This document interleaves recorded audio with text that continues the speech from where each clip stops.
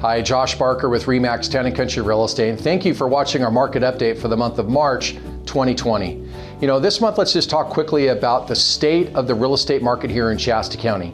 All the fundamentals here locally are extremely strong. Homeowners are enjoying having large equity positions in their properties. Almost all property owners with mortgages are enjoying interest rates that are at or below 5%.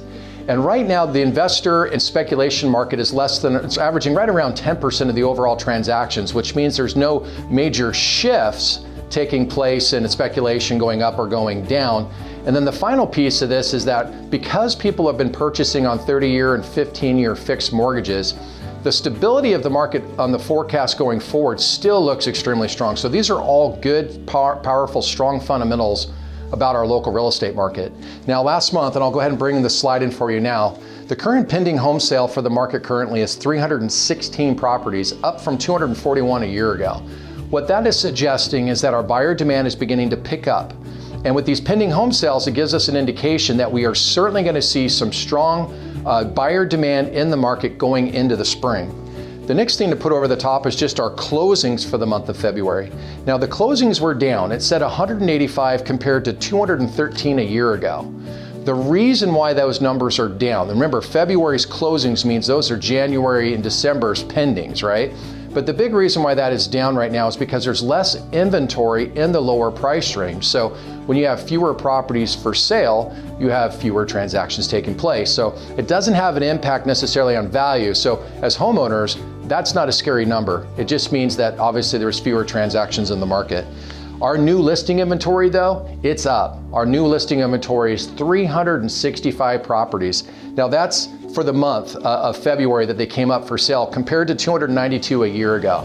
That new inventory, that increase in new inventory, is largely due to the fact, though, that a year ago in the month of February, that last 7 to 10 days of the month, we had that large snowstorm that came through. And as a result, we had people that were trying to literally get out of their driveways, cut their way out of trees, and waiting for the power to be restored. So that was a big reason why last year's numbers of listings coming to the market for February is a lot less than it is this year. And then next, just talking about new construction. New construction in the local market is still continuing to go off. It's strong. Now, naturally, there's a lot of new construction focused on the west side of town because of those fire-related builds that are taking place over there. But also throughout the county, there's many other new homes that are being built as well. And this is really important. Having new construction in the market is important for a couple reasons. One is because what it does is it provides existing homeowners options to either buy up or buy down, and then by them doing so, they're bringing resale inventory to the market, which is good. Another reason is that as new homes are being built, it also continues to feed the demand, which helps keep house pricing in check, which is important. The next thing is that if you ever want to see population growth in the county, we need homes for buyers from out of the area to choose from. New inventory lends itself to help with that.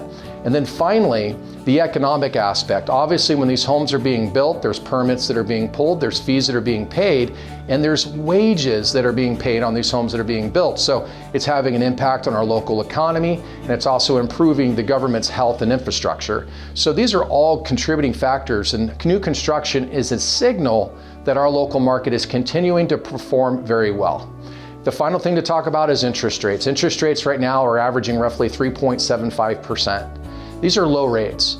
Now, anywhere from 30 to 60 days ago, we all knew the Federal Reserve would be meeting in March, and we didn't really actually anticipate in the last couple of months that there would be any major changes in the interest rate. Well, with some of the recent developments health-wise that are circulating the country and other countries, right now, perhaps the Federal Reserve might take more aggressive action. We'll have to wait and see what happens. But right now, interest rates are still in that mid-3 range. It's still a great time for getting financing. And we'll have to all watch to see what might happen next. So in any case, thank you for taking a few minutes to watch this market update. If you have any questions at all, just know we're always here to help. Thank you again for your time. Make it a great day.